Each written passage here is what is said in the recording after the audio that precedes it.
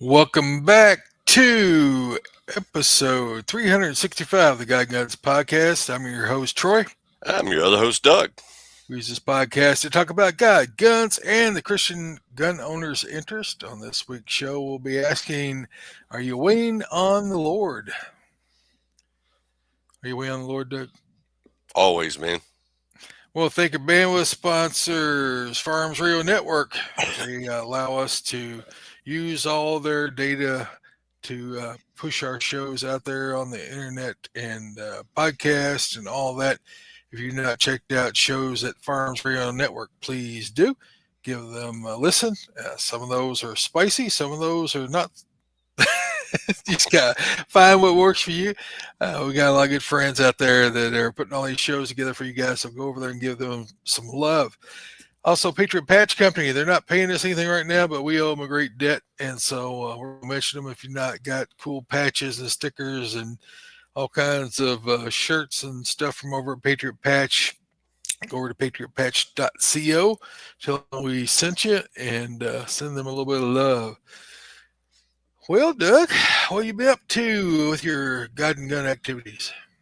Well, let's see. On the God side, we've been hitting church most every Sunday. We've missed one here and there, but for the most part, we're in there. And gun side, of course, I've been doing my everyday carry, but I haven't been doing much else. I've been so busy at work; it's just been wearing me out. I haven't had time to do much of nothing. But Monday started out really interested, and I had a lady decided the driver's side of my truck didn't have any dents in it, so she decided to go ahead and take one out for me, and went all the way. She hit my front tire, went down the fender well, driver's door, behind the passenger driver's side door, and Jeez. got a little bit into the quarter pound and bounced off my back tire. Oh, my goodness. Yeah, so I've been dealing with insurance and trying to get that all straightened out and fixed, and it's just been crazy. Luckily, I can drive it though, and it drives straight. You would think you're going straight, but the steering wheel is turned like this, so it's like I don't know if it just knocked a sensor off that tells it, when you calibrate it or what, but Yeah. that's just Well, what they're I. all drive by wire pretty much now, I think, aren't they? So you Mm, gotta calibrate like an encoder or something on the steering steering to the steering box or something. yeah, yeah. So that's been interesting, and very nice lady, and she said she hadn't had a wreck in 24 years, and I was like, well, it Hopefully would you'll have one for another 24 years. hopefully not, but nobody was hurt, and everything can be fixed. She hit me with a Lexus SUV, and hers got the way worst end of the deal on it. I don't know if I told you about that. I had a woman run into my blue truck with a Suburban, ripped the whole side out of the Suburban. I got a scratch about that big on the F-250. It just opened it up like a can of tuna all the way down the side of it.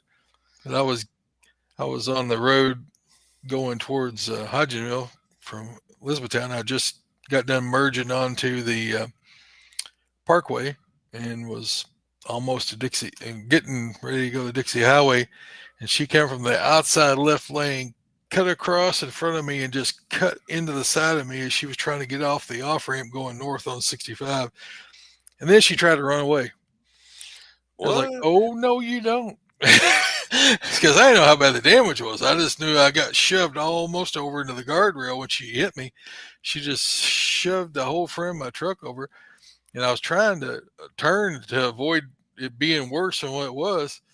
And I'm surprised that Suburban didn't roll over. Well, it was one of those Cadillac Escalades. Mm. And then she took off. And so I got behind her, called the police, told them I was chasing her.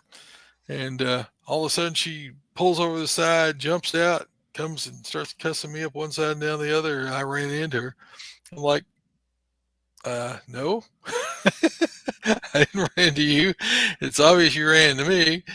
Yeah, you can tell but the police. Well, you didn't have a video camera or anything to record it, and there's no witnesses, so it's a no fault. I'm like, no, it's a fault. I said you should have checked her for DUI because she had red eyes and was staggering. It was like, it's not right up as a no fault. You didn't do any damage to your truck. I said, yeah, it did. It actually cracked my light, my headlight. Of course, those things are like $2,000 or something. Oh yeah, they're expensive. This one, she was nice when the cop pulled up. She said it was totally my fault. And of This one course, was lying like a dog.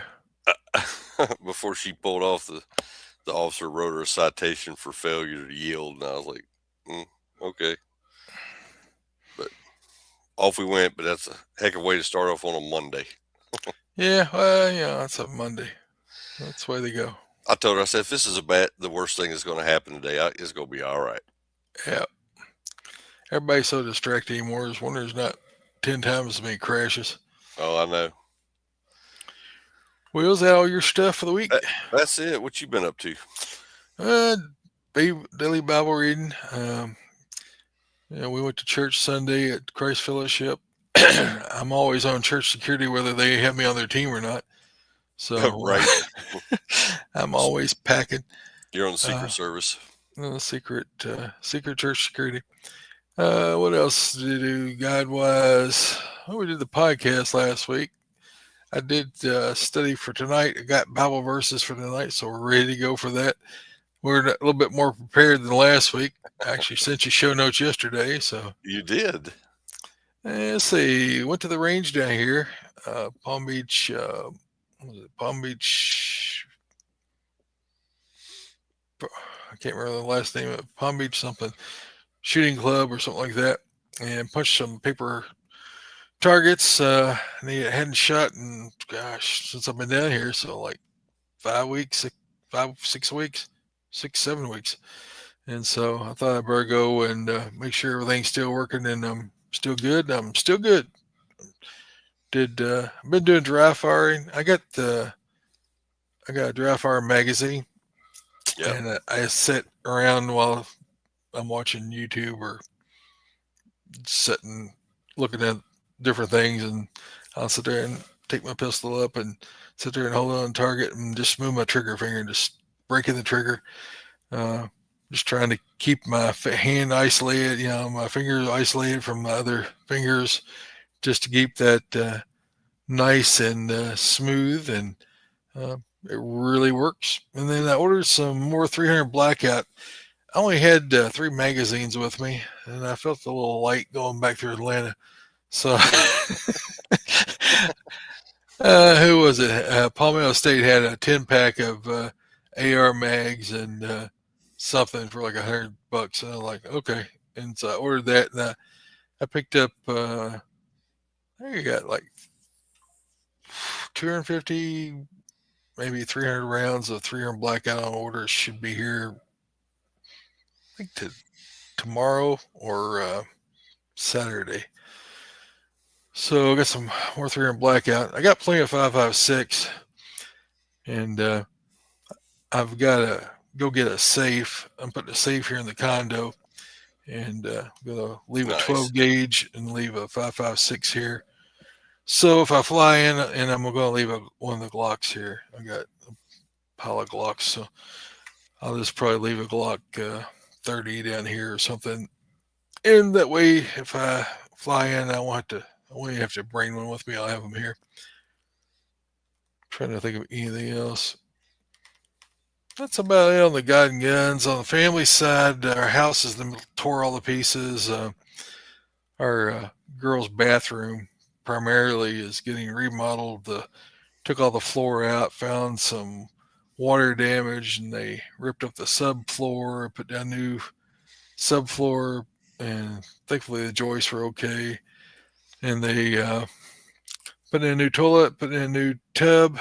The old tub, so those fiberglass surround ones that are too small for them. It's like a child's size shower in a Jack and Jill bathroom. So we put in a full-size deep bathtub for them, and they'll probably move out as soon as we get done with it. It'll be there for them when they come visit her. But putting in, I got some guys from church. They're putting in the all the tile and they're doing the whole bathroom, and so they're plugging away on that. It's been a little slow going, so we're sort of waiting until they get all that done before we head back to Kentucky. Wait for Hey them to get it Jim, done. yeah, there's Matt and Jim. I meant to mention that earlier. Yeah, we're just waiting for them to get that done because the girls are staying. One of them staying in our bedroom, using our shower and bath and stuff, and so we don't really uh, have room to share at the moment. But then the guys are finishing up my shop too, and so they've already got it. They already got the HVAC put in. They've got power all put in, ran. They've got internet cable all ran. They've got conduit for my ham tower ran, so I can run my coax through it. They've got insulation all rolled in, and they've got the all the wall materials. They're supposed to be putting that up real soon. If not, they may have already started on it. I haven't talked to them today. But I got this vinyl panels for the wall, so I can use spray wash cars in the shop, and it'll always wash down to the drains. And then it's better than putting in drywall and having to mud and tape and all that stuff. It's a lot faster, a lot cheaper. And let's see what else we had. Oh, they're going to put the ceiling in. They already put lights in. Uh, so when I get back, I'm hoping just to walk in and everything's going to be set up in my ham shack upstairs. They got it floored. Got that fake plastic floor that looks like wood. I don't know if it's plastic or engineered LV, wood, whatever that stuff. LVP. Yeah, where that stuff snaps together, looks like real wood. Yep. And then I've got the wall up there is going to look like faux brick. It's going to have that look like brick pattern. I've got a black ceiling I'm putting in with can lights. So I have my reloading up there, and I have my ham shack up there, and I have them put in a great big vent. So if I decide I want to have a cigar, I can turn on the fan and not smoke up everything. There you go. But that's let's see, that's pretty much everything. Farm, not much going on right now. I don't know if I mentioned I got nominated for president last year at the Central Kentucky Amateur Radio Club, and I turned it down because I told them I traveled too much to be the president. So they made me the vice president, and they've asked if I would consider taking over as treasurer secretary, and so in some capacity I'll be taking over that this coming summer, and then somebody else will pick up VP or they won't. I don't know which. But that's the ham side. Oh, I did show you my radio. This is one of the things I picked up at a little ham fest over in Sebring, Florida, just Oh yeah, north of Lake Okeechobee. I that's got my nice. D52. It looks brand new. I mean, it was when I bought it, it was a little grungy and just sort of like it had been in somebody's truck or something, had dust on it. I wiped the thing down. I can't find one little bit of scratch on it. And the regular antenna, the little rubber duck that came with it, I took that off. I had an extra ham stick on it, ham sticks, and I had a BNC adapter. So I put the BNC adapter on it, and the ham stick on it. You can't see it because it's a green, actually glows in the dark ham stick, but with a green screen, you can't really see it. But thing works like brand new. It acts like brand new. The battery lasts all day long on scan with the display on. It'll go like 8 to 10 hours on scan all day long. Yeah, I was Uh, gonna say you must have your green antenna on it because I couldn't see it. yeah, yeah, it's a little ham stick, uh, signal stick, uh, I got one of those. signal I stick. got a green one and a black one. Yeah, I've got like a blue, a green, a black. I've got a red one on a Bofang. I got several of the glow in the dark because that way you don't poke yourself in the eye when you're walking around with it in the dark. Right. Because those wire antennas are not too forgiving to eyeballs. Let's see, EDC check. Let's see. I'll grab my gun. I didn't whip it out last week, but I've got the Shadow Systems XR920, and I've got a what have I got here? Streamlight with the it's got visible light and our laser, and so with my night vision nods, I can see in the dark, or I can see people because it illuminates them, and I can see the dot.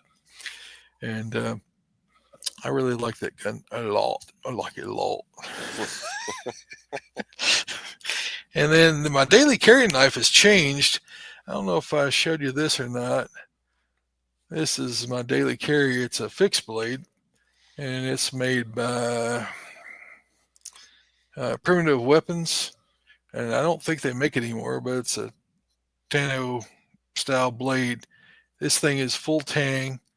It's very small in my hand, but it's very stout and strong. It is a very rigid blade. Of course, it's got the gut uh, groove in there, Mm-hmm.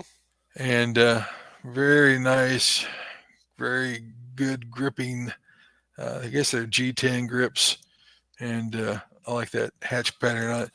And I put that in my front pocket or in my cargo pocket, and it's right there where my hand's at. And it is just so fast to pull out. And this thing will last me the rest of my life. I mean, it's just tough as nails.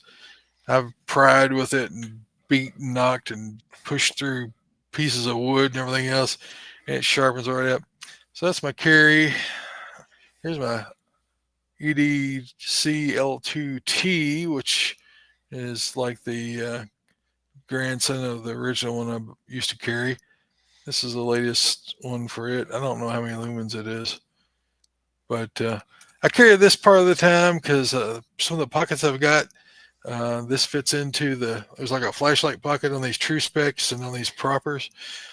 And then lately I've been carrying this Nightcore EDC 29, and it's a flat flashlight, and it's extremely bright. It's got two LEDs on it. Lights up the world. Got it on. That where it won't come on now. It's got a lock on it. It shows you how much uh, battery it's got left, and it USB-C rechargeable, so I don't have to buy those extremely expensive Surefire batteries. Those high Mm-hmm. aluminum ones. It's got a Lumina shield, so if it's in your pocket and it turns on, if it senses, if it senses, uh, it's on something too close to it, it shuts it off, so don't like set your pants on fire because it's extremely hot and bright. So that's my EDC. What y'all carrying out there? I got I got my little Sig. Well, you can't even see it. Why can't you see it? It's green. It's not there. It is. I can't get it close for some reason. I don't got enough light on it, I guess. You need But more light. I got the Sig P365 with the Romeo Zero on it for the optic, and I picked up a new knife too. I don't have it in here with me right now, but I got a Benchmade out the front uh, knife, and I carry that about everywhere with me. I emptied my pockets when I got home tonight and left it on the end table, sitting next to the chair. So I forgot to grab it. It happens. It happens a lot. All right. I've not gotten any feedback. You got any feedback? Other than a lot of people saying they're glad to hear us back on the air, I've gotten several messages from people saying they were at work and they saw that we had a new podcast and they were really excited about it. I had Yeah, like 4 or 5 people send that, and several people send me DMs, and so it's good to be back. It's like Matt's carrying a G48 with an O-sight enclosed reticle. My son bought an O-sight enclosed reticle he really likes. Cheaper than a Hollow Sun. Yeah, I've got a Hollow Sun EPS on this one. That's what I've got. It's the one with the ASICs. What is it called? I've done wore the finish off of it. I've been carrying it so much. It's like a ACSS or something like that. It's I don't think you can see it in the thing since it's loaded. I'm not going to point at myself, but it's a circle on the outside of the ocular window, and then the center it's got a chevron. So when you pull it up, you can immediately tell what direction you need to go because if the window, if you see the part of the circles to your right side, you automatically shift it to the center, Hmm. left or up down. So as soon as you see it, you're going to see something. And most of the time, I've got the dot right in the center. The more I practice with it, the better I get. But that has changed over to this probably September, maybe 6 months or so, and I really like it. Got a solar panel on the top it off, but it also adjusts the light level. So if you're indoors in the dark, it lowers the light down so you're not blaring your eyeballs out. Right. And if you're in the daylight, it brightens up so you can see it. But I really like the green; it's better for my eyes than the red. I can pick it up better. And let's see. Yeah, he said Matt's got. I had a 507K up for a few years. It's hard to keep him clean. Yeah, I wish I had. I wish they had the A6. I don't know if it's called A6. It's ACSS or something like that, or ASCS. I don't know. The hollow sun with a circle and the chevron. I wish they had that enclosed. I don't. I can't find it. If they do, I'll buy one. But so far, I've not seen it. My son really likes the O site though. He says it's a great site. And I've looked at it. It looks pretty cool. All right, man. You got a joke for us. I do got a joke tonight. So, an old preacher was dying, and he sent a message to his banker and his lawyer, both members of his church, to come to his house. When they arrived, they were ushered up to the bedroom. As they entered the room, the preacher held out his hand and motioned for them to sit on each side of the bed. The preacher grasped his hands, sighed contentedly, smiled, and and stared at the ceiling. For a time, no one said anything, but the banker and the lawyer were touched and flattered by the preacher that he would ask them to come be with him during his final moments. They were also puzzled. The preacher had never given them any indication that he particularly liked either one of them. They both remembered his many long, uncomfortable sermons about greed, covet, covet, covetousness, and a very, I can't even pronounce that word, Avaricious. avaricious, there you go, behavior that made them squirm in their seats. Finally, the banker said, "Preacher, why did you ask us to come?" The old preacher mustered up the strength and then said weakly, "Jesus died between two thieves, and that's how I wanted to go to."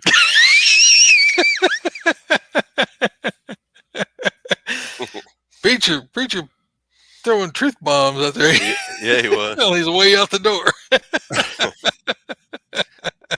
Put it on him. Uh, oh, you got history too. I do got a history.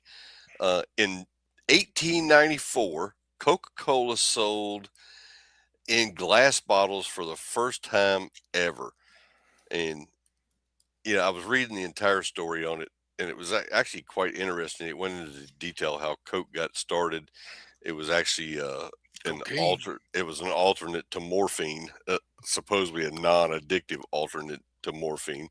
Was it laudanum? Was it laudanum that was morphine? That it was like a liquid Yeah, everyone took. laudanum. Man, Yep. laudanum. Yeah, So, but that's what.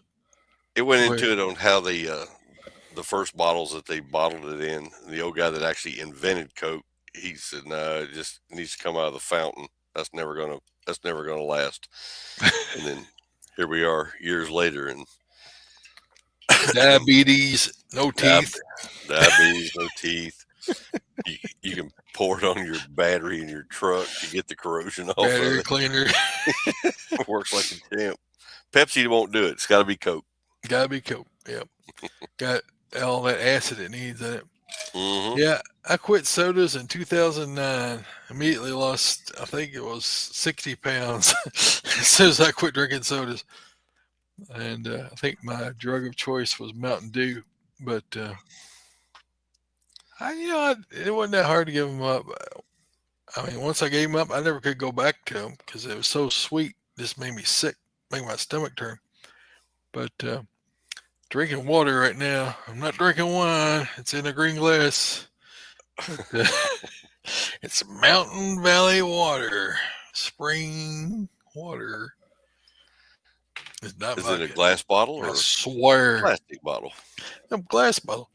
I There don't you want go. them microplastics messing up with my hormones. Let's see here. Let's see You, where we're at. We're down to the you. Bible verse of the day. Go I was ahead. gonna say you got a Bible verse. I do have actually six of them. We're going to be in Exodus 32. We're going to be reading verses 1 through 6. Now, this I picked up from the preacher Sunday. That was part of his sermon. It wasn't his whole entire sermon, but it was a part of his sermon that sort of hit me. And I thought, we ought to talk about that on the show this week. And ain't no need in trying to reinvent the wheel. When heard a good word, I want to pass it along to you guys. I didn't copy it verbatim, but I put my spin on it. In Exodus 32, 1 through 6, it says, when the people saw, this is the ESV version, by the way, when the people saw that Moses delayed to come down from the mountain, the people gathered themselves together to Aaron and said to him, uh, up, make us gods who shall go before us. And as for this Moses, the man who brought us up out of the land of Egypt, we do not know what has become of him. I wish I could read. So Aaron said to them, take off the rings of the gold that are on your that are in your ears of your wives and your sons and your daughters, and bring them to me. So all the people took all the rings of gold that were in their ears and brought them to Aaron. And he received the gold from their hand and fashioned it with a graving tool and made a golden calf. And they said, this is the people, said, these are your gods, O Israel, who brought you up out of the land of Egypt. And when Aaron saw this, he built an altar before it. And Aaron made a proclamation and said, tomorrow shall be a feast to the Lord. And they rose up early in the day, and they offered a burnt offerings, and they brought peace offerings. The people sat down to eat and drink and rose up to play. So the backstory of this is Moses went up on the mountain there to talk to God about what they're supposed to be doing. This is where you get Deuteronomy, the Ten Commandments. You get all of the things that God was given Moses to do to lead these people who he removed from the land of Egypt.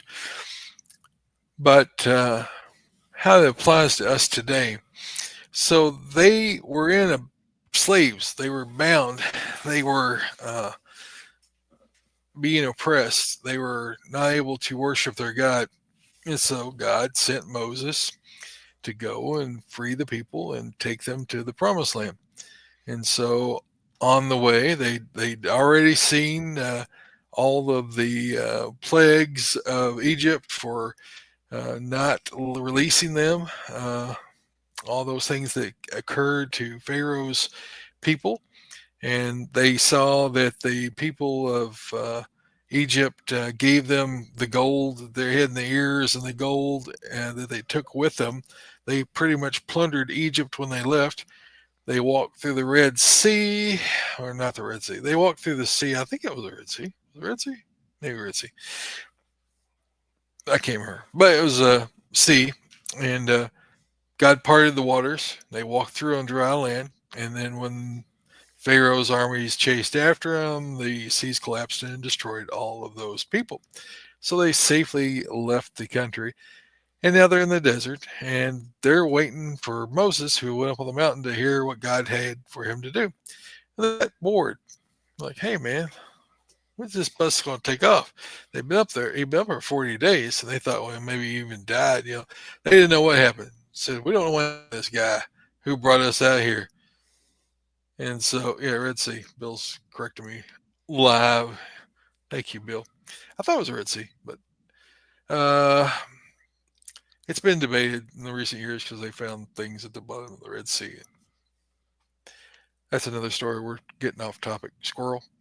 But back to Moses on the mountain. Moses on the mountain, and while he's there, they get tired of waiting for him, and they decide that they're not going to wait for Moses, that they want their own God, and they're going to go and do what their gods that they make with their own hands is going to tell them.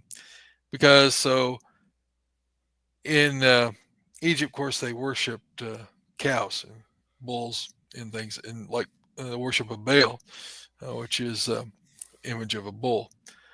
And so that god of Baal is the god of the Egyptians, and so they wanted a god like they'd come out from underneath that God of Moses had already destroyed and defeated, and uh, he took out their prophets, and his snakes ate up their snakes and all that. If you will look back in the stories of what happened with going on in Egypt there. So they saw all that, but yet they still want to make their own gods like the Egyptians, who were their slave masters. Sort of weird, but what's that called? Stockholm syndrome. Yeah. They take on their captor's identity, and so God brought them out of Egypt so they could know Him and so they could worship Him. And the first act that they get when they're left alone is to want to worship the old gods. That doesn't make God too happy. If you read further on down in the rest of this chapter, you'll find out that God was about to smite them all, but Moses stood in the gap there and said, "Don't do that, because then Pharaoh would say that you just took them out in the wilderness to kill them, and it would look bad on you." Which I always had a hard time with. I don't know about you guys. I always had a hard time with the fact that Moses could debate God and God would concede that he was wrong. That just never really set right with me, but I wasn't there, so I don't know. That's one of the questions I'm going to ask when I get to heaven. All right, what's this deal about Moses correcting you? Of course, Moses was the author of the books of the first 5 books of the Bible, so maybe he took a little license. I don't know. Maybe that's why he didn't get to go to the promised land. Besides, he's smiting the rock. But back to the subject. So they get tired of waiting for Moses, and like most of us do, if we ain't, if we got one of these phone things in our hands, if something ain't happening within 15 seconds, boy, that phone comes out and they're off to the getting distracted. So God was giving Moses what he was going to give to the people. They didn't want to wait because they were anxious to go ahead and have a God lead them that they could make in their own image, which was in this case a bull. And the other thing is Aaron made it. And so I don't know why Aaron didn't get in trouble, because Aaron should have known better. Of course, they hadn't been out of Israel very long, but we're really digressing here. Back to the story. So they take the gold that God had given them, because when he sent them out of Egypt, he had them given all the gold that they could carry with them and livestock and everything they needed. And the first thing they do is take what God had given them and they turn it into a God. So, are there things that God has given you that you've turned into a God? Maybe you have some wealth. Maybe you have a really great family. Maybe you've got a really great job. And instead of it being a blessing that you can be able to bless and honor God with, you use it to be your God, or that becomes your God. Or maybe you have a really cool car or a Humvee, or maybe you got cool things.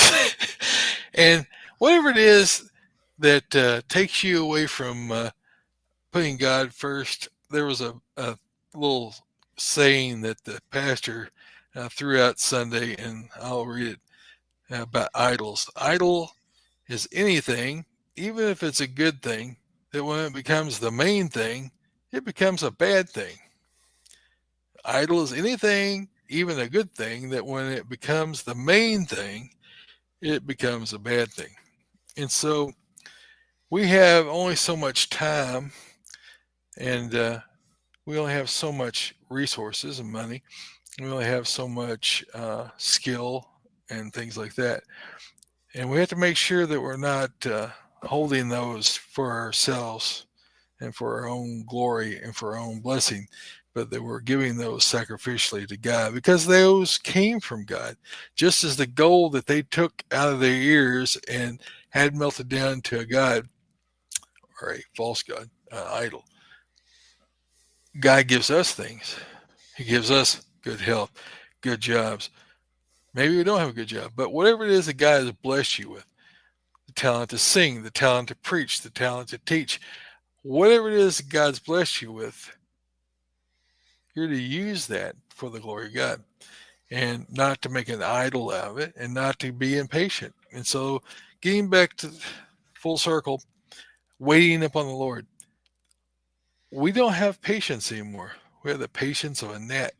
We cannot sit still and listen to someone have a conversation. It's surprising that you guys will give us the time you give us. We're very honored with it. But if you're not constantly entertained anymore, when you're talking to someone and they just pick up their phone and start looking at their phone, my wife gets on me all the time. We'll be having a conversation and the ding will go off, and I'm like, uh oh, I just got in trouble. We are constantly trying to entertain ourselves, constantly being distracted. We're not willing to put the phone down, put it in another room, turn the TV off, put away the computer, the laptop, the earbuds, whatever it is, and listen for what God wants to give us or wants to share with us or wants us to know. We can never hear his voice if all we're doing is distract ourselves. We're chasing after whatever God we think is cool, or we're creating gods in our image. I really just you guys have seen it. You get on social media and you see people comment that claim to be Christians. Well, my God wouldn't do this. If God is one that doesn't do this or that, then he's no God at all, or he's an evil God. He's a mean God. God is God. You don't get to judge him. It's just the way it is. We think of ourselves so highly. We think that we can judge God. It is amazing what you see on Facebook or X or whatever. I got to where I can't. It's just the stupidity there. It's just getting really hard to look or read it anymore. But my encouragement is to you: turn off everything that's distracting you. Take out 15 minutes a day. Sit quietly and wait on God. Read some scripture and sit and don't do anything but focus on what God is trying to tell you or share with you or convey to you or guide you with, and start making it a habit to listen to God. And don't have to have music playing all the time. You don't have to have podcasts playing all the time, even though we appreciate it. You don't have to have a complete distraction. God cannot tell you things if you cannot hear him. And so we need to wait on God. And that's something that this current culture just really has a hard time with. So that's Exodus 32, 1 through 6. I hope I didn't stumble and bumble over it too much. But anything you want to add to that there, Doug? This day and time, it's easy to get distracted. I tell you, I can't even stand fake book no more. It's I just, know it's getting really bad. it's just, it's ad after ad after ad. And Yeah, the people I care about seeing what they're doing, I don't ever see those. yeah. Yeah. Yeah, YouTube, I don't know how much longer we'll be on YouTube because they tend to, I guess they've got AI, searching through every word of every episode and trying to find some reason to kick a video off because we just constantly keep getting flagged for stuff it's not controversial. No, It's just, what it is. we could get controversial with them if we wanted, but Yeah. So things now we're done with the Bible verses. The things that I'm praying about right now, of course, is Iran. This whole situation with Iran, the uh, the possibility that we could have terrorist attacks on our own land. We know that there are sleeper cells. They've known this for 30 years or so that we've got sleeper cells from Iran here, Hezbollah, all these different, you know, fractions of different Muslim groups that are here that hate America. Uh, so, and my encouragement is that church security guys are keeping heightened sense. If you see something that don't look right, investigate it. Don't let you get inside your church. Be outside.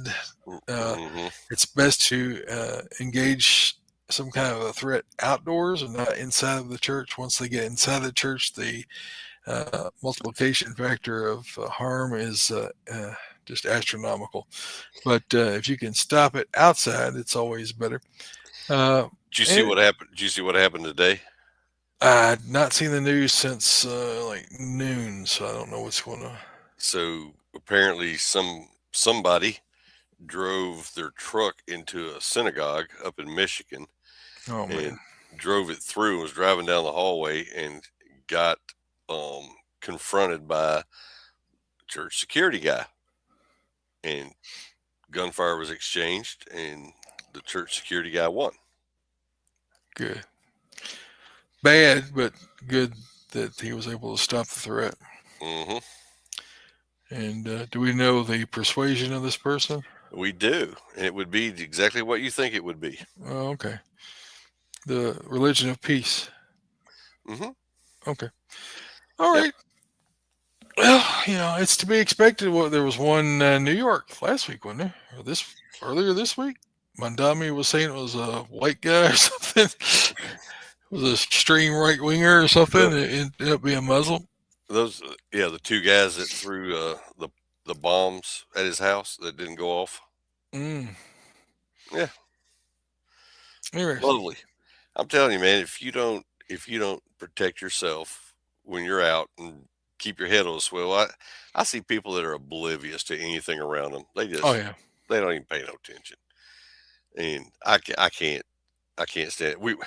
I went to lunch today with Wendy and Taylor and little man Liam and Taylor. They know that I can't sit with my back to a door. Just can't do it. Can't do it. Yeah. And he was so funny. He kept spinning around, and he's one, and he kept Mhm. spinning around, looking behind him constantly, just turning around looking. I said, I think he gets that natural from his grandpa. It sounds like it. But that is the true thing. I mean, most everybody on this listening to this understands that and knows innately that you have to keep you have to watch. My daughters crack me up because they'll go with their friends somewhere and they're like, "You gotta put your phone down when you're walking from the car to the store, and you gotta put your phone down, and you gotta pay attention." And they'll just be completely oblivious to whatever's going on around. Oh yeah, And my daughters will take their friends and say, "Okay, let's cross the street," because they'll see a potential threat, and they'll like, "We're going over here." And they're like, "What's wrong?" I don't know. What's wrong. Like, there was a possible threat, and I didn't want to be close to it, and so because right, when my kids, all my kids, when they're out, their heads are up, their phones are put away, they're focused because that's the way I taught them. I'm like, you just gotta keep your eye, keep situational awareness. We go to restaurants, and I'll say, how many people in here have hats on? It'd be a game. Or I say, how many people in here have a red shirt? Or how many people are wearing a Kentucky shirt? Or just pick out something.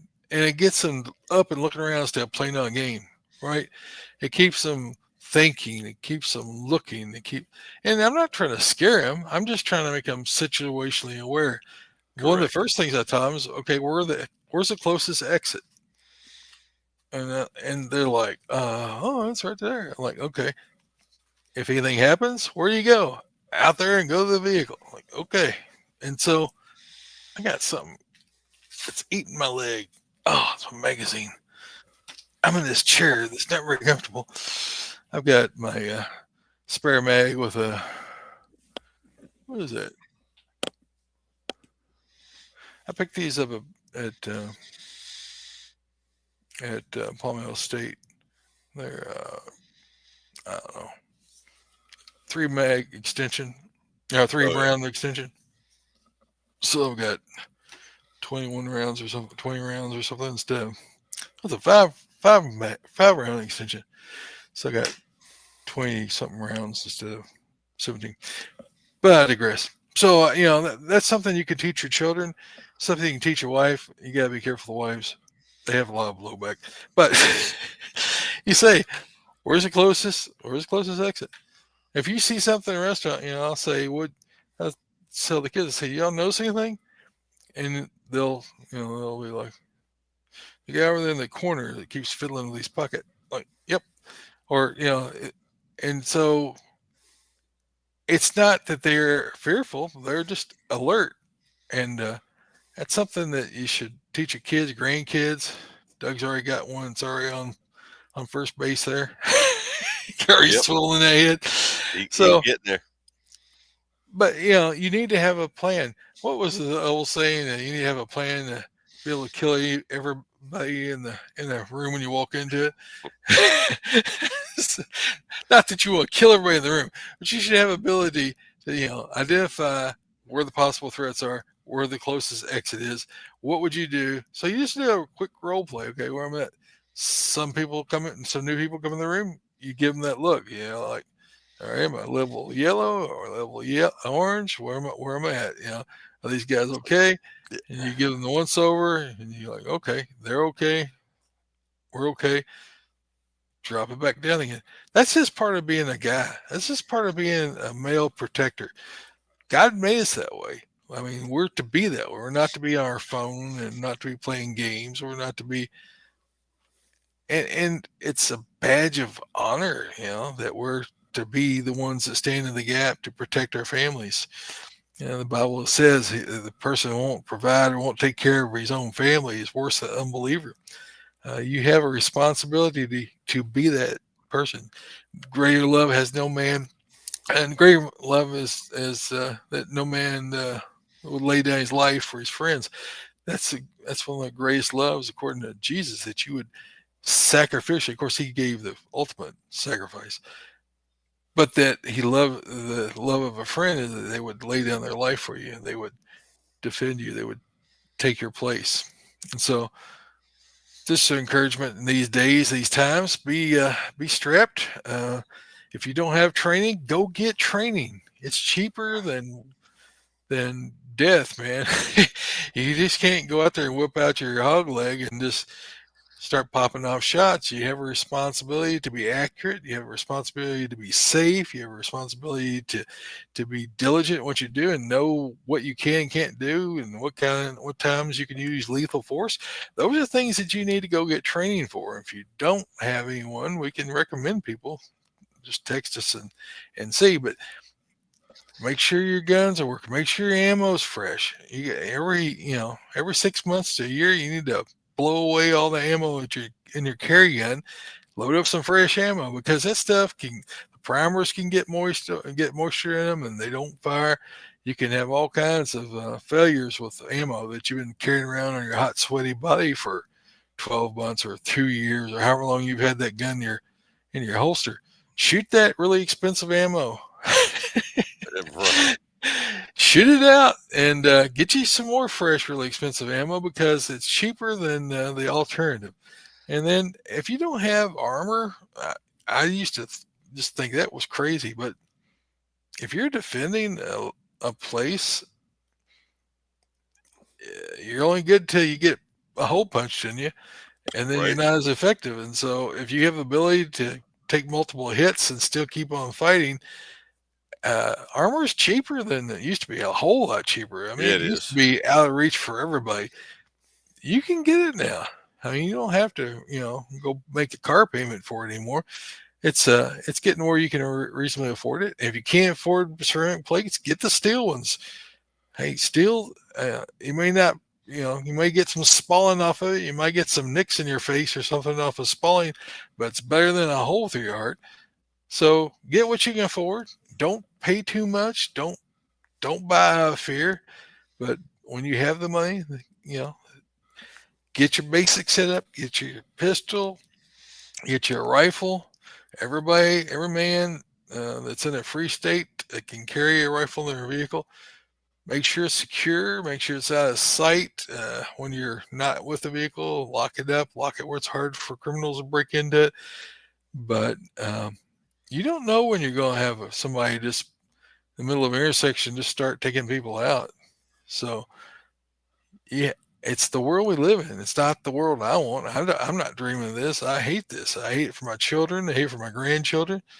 But we've got evil people out there, and we got people that are really, really demented and deranged and drugged up and just out of their minds these days. And people are twisted up, ready for a fight all the time. So don't let that be you. Exactly. Dude, You, I was watching a video the other day, supposedly of this. It was a training video for self defense, whatever, protecting yourself. And this instructor told told everybody on the video that you should never carry around in the chamber because you could have an accidental shooting or it could go off. So you never want to carry one in the chamber. I'm like, you're an idiot.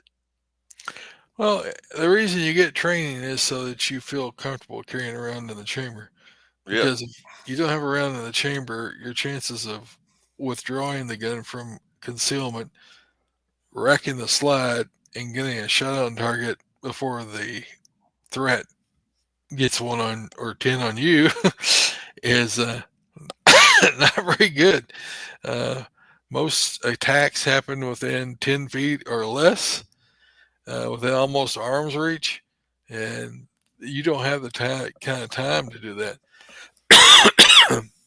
But it all comes with training. And even if you train, I mean, to be able to pull out concealment and get a shot off in 1.5 2 seconds, that takes dedication, practice, lots of practice. Uh, and that's your best day on a range with no other distractions and the height of the moment or how tired you are or whatever. That's when you're at your best. So you can figure it's not going to be a 1.5 second draw on shot, a shot Right. on your target in the right spot, right location. You're probably going to be shooting foot, leg, and arm, torsos, and all kinds of stuff, trying to get your gun up on the target. It behooves you and the safety of your family that you know how to use the tools that you own, and it's more important to know how to use them and practice them and get the skills than it is to go out and buy another new gun. New guns are cool, but unless you practice with them and shoot lots and lots and lots of rounds through them, uh, you're not going to be proficient at it. Just because you got a Gucci gun doesn't do you any good uh, if you don't shoot the thing and know how to reload it, know how to clear a jam, know how to feed a magazine in, know where the trigger breaks at. If you're not shot enough that you intuitively know where it's going to break at, and know the point of aim and how much offset you've got. Say on an AR, you need to know how much above the sight and at close range do I need to aim to actually hit the target, not hit something lower than the target.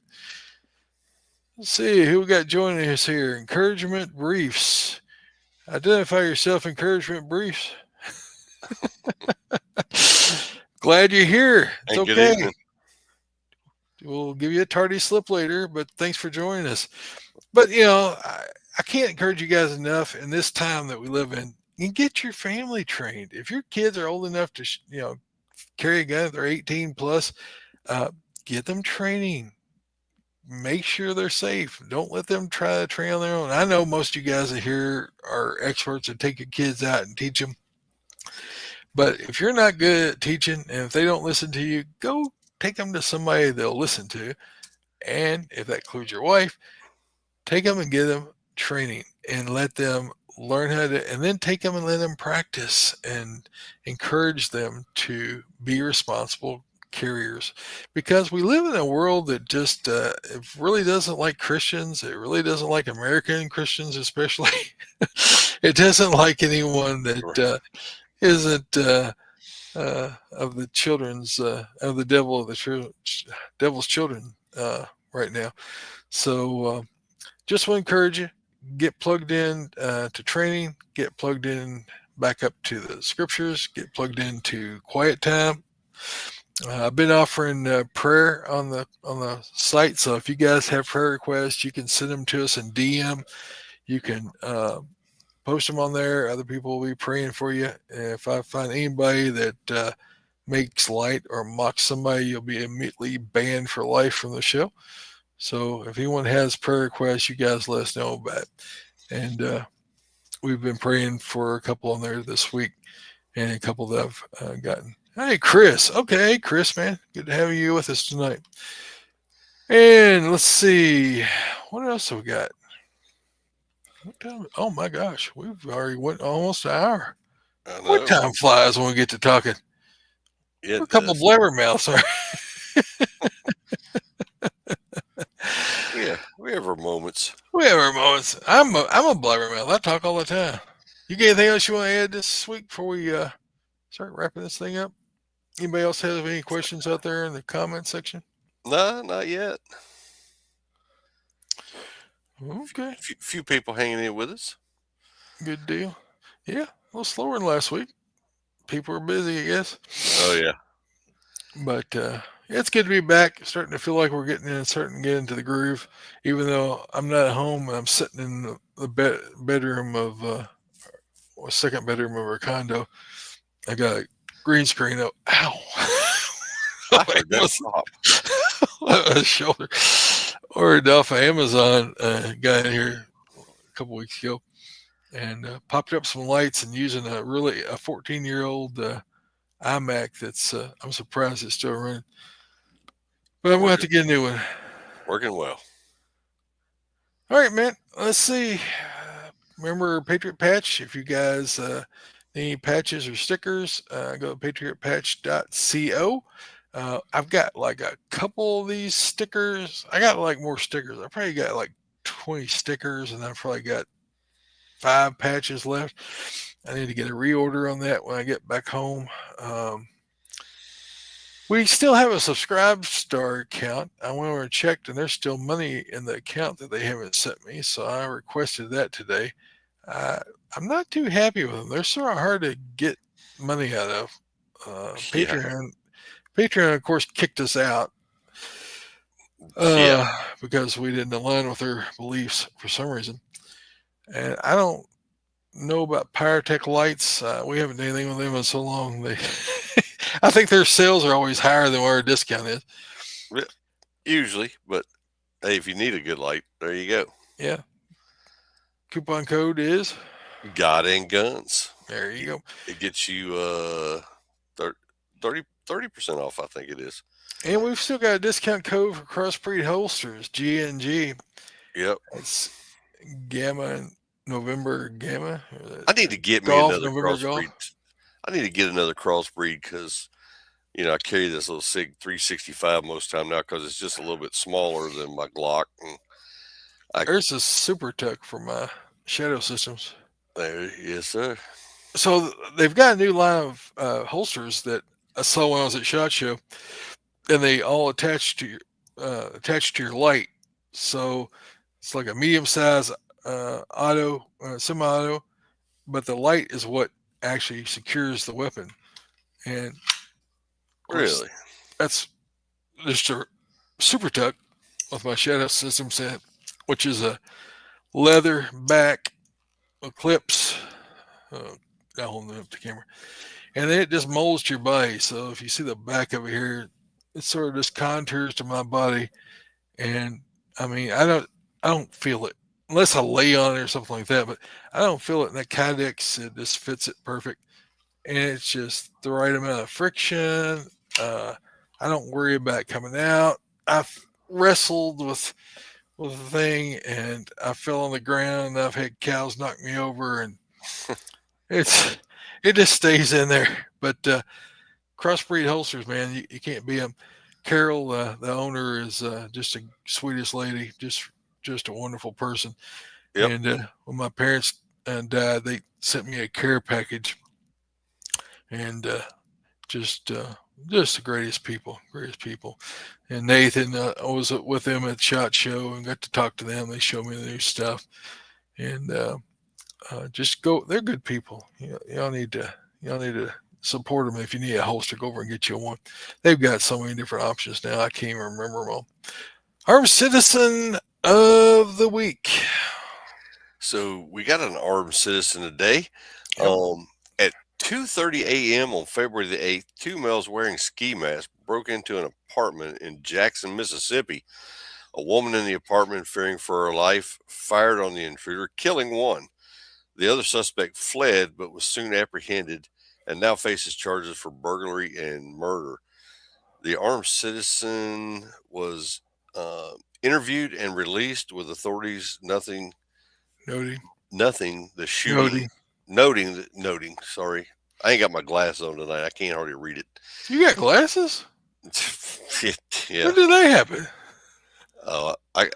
I got glasses when I was in the 40s, but since I turned 60, it's like it's things just run together more. Sorry to Uh, interrupt. Go ahead.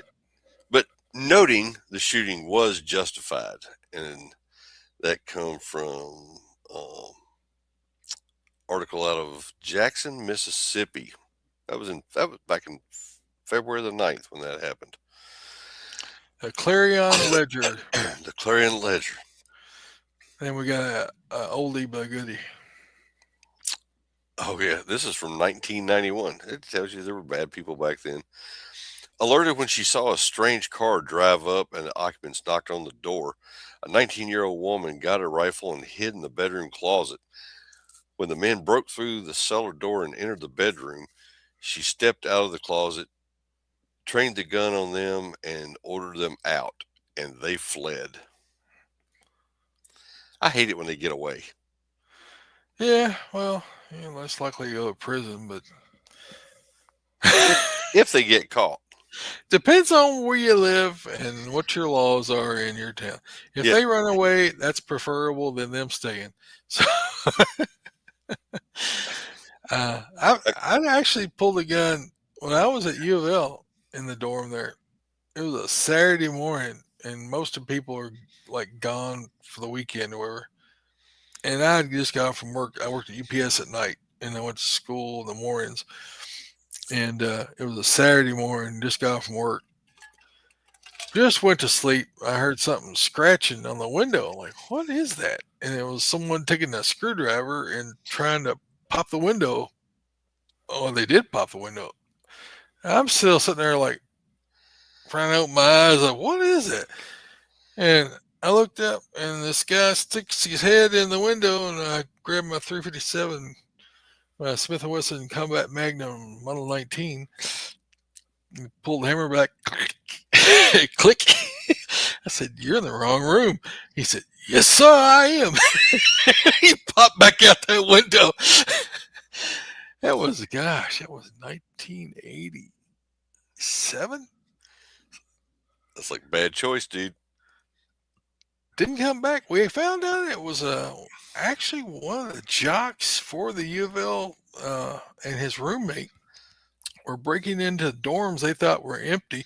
They lived in the same dorm. I didn't recognize the guy because I was bleary eyed, and it was, I just worked. I've been at school all day, went to work, come home, crash, and I didn't recognize the guy. But he lived down the hall and had broke into a bunch of people's rooms and stolen their computers and speakers and all that stuff. He was there on some kind of sports scholarship. Got booted, and his roommate got booted. A long time ago. Mm. Crazy folk.